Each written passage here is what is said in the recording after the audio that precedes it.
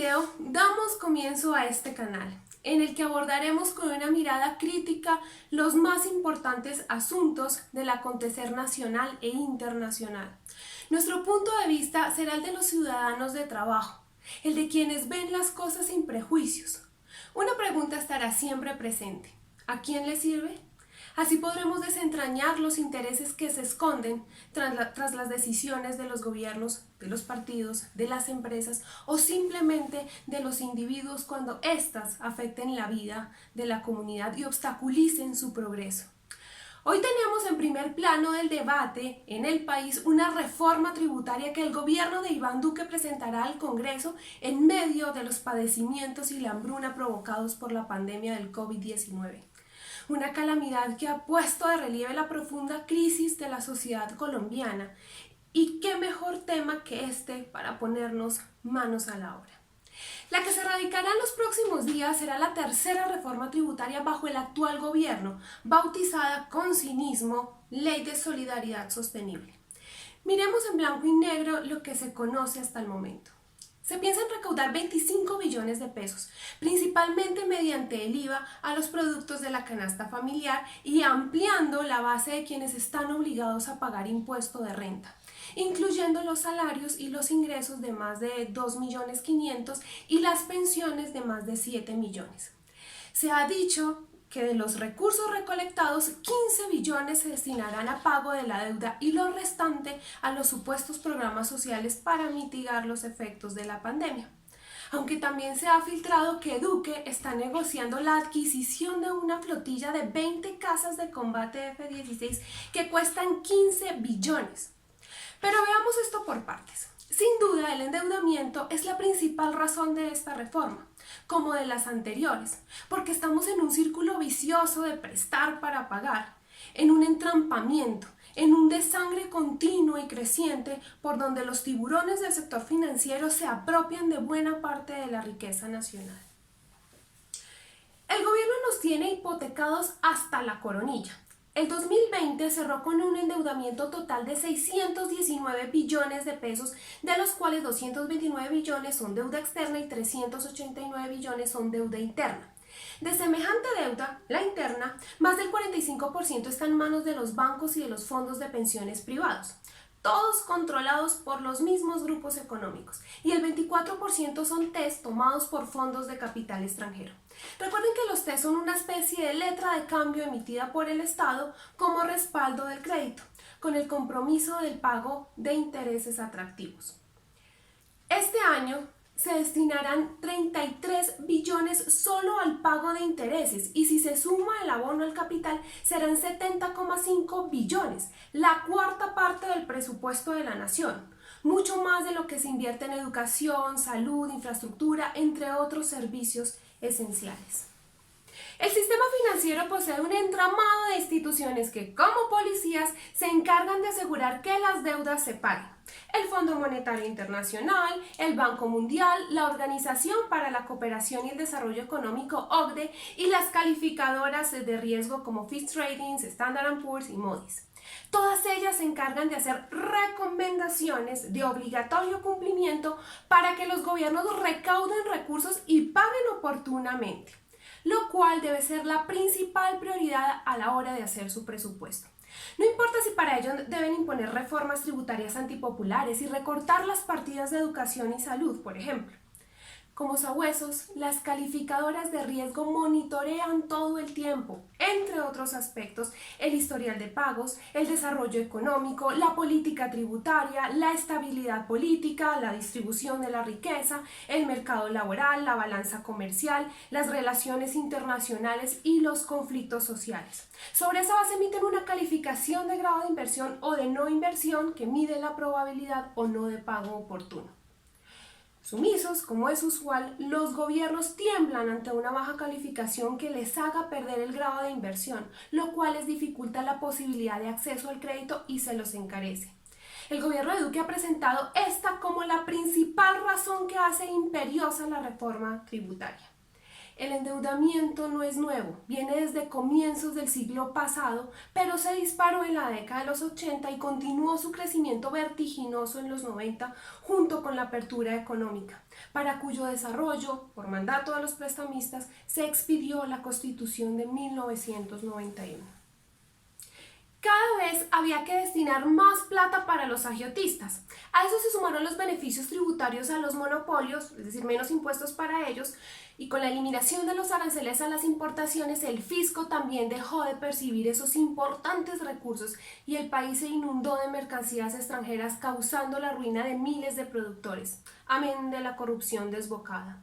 Para tapar tamaño hueco que todo aquello fue dejando en las finanzas de la nación, se ha acudido desde entonces a vender las empresas rentables del Estado, a reemplazar los impuestos directos al capital por los indirectos que se cargan al consumo y a ampliar la base de las personas naturales obligadas a pagar renta, es decir, exprimiendo a los sectores populares y medios.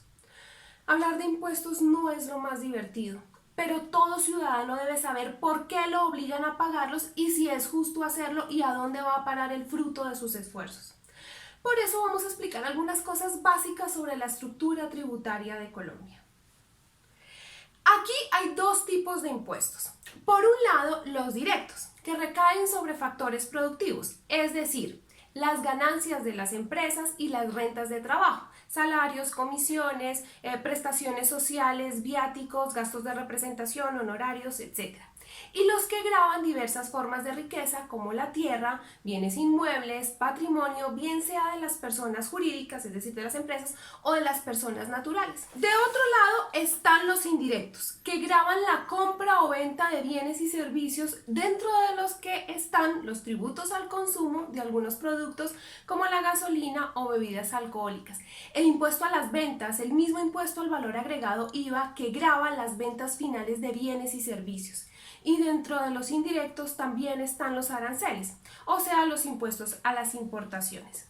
En los últimos 30 años el peso de los impuestos indirectos frente a los directos es cada vez mayor, lo que hace profundamente regresiva la estructura tributaria del país. Porque, por ejemplo, Luis Carlos Sarmiento Angulo paga lo mismo por unas pastas alimenticias, el aceite, el yogur, el chocolate o el café que un habitante pobre de Ciudad Bolívar o de Timbiquí.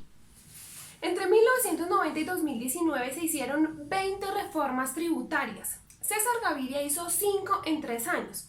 En 1990 aumentó el IVA del 10% al 12% al tiempo que redujo el arancel promedio del 16 al 7%. En 1992 subió la tarifa del IVA del 12% al 14%. Samper hizo 3 y en una de ellas, en 1995, elevó la tasa del IVA al 16%. Pastrana declaró la emergencia económica en 1998 y por decreto creó el tristemente célebre gravamen a los movimientos financieros que se planteó como transitorio, con una tarifa inicial del 2 por mil y luego en 2000 la subió al 3 por mil. En sus 8 años de gobierno, Uribe hizo 4 reformas tributarias. En 2002 otorgó más de 10 exenciones a los grandes negocios y estableció un IVA del 20% a la telefonía celular. En 2003 dio nuevas exenciones al capital, amplió la base gravable del impuesto de renta, pasó el gravamen a los movimientos financieros del 3 por mil al 4 por mil. A productos que tenían IVA del 7% se lo subió al 10% y pasó el impuesto a la cerveza del 8 al 10%. En 2006 concedió nuevos beneficios tributarios a las empresas estimados en 5,7 billones y elevó la tarifa del IVA al 16%. Santos no se quedó atrás. También hizo 4 reformas tributarias en sus 2 periodos. En 2010 adicionó más exenciones a la inversión y estableció una sobretasa al consumo de energía para el sector industrial del 20%, que, como sucede en estos casos, se le traslada al consumidor.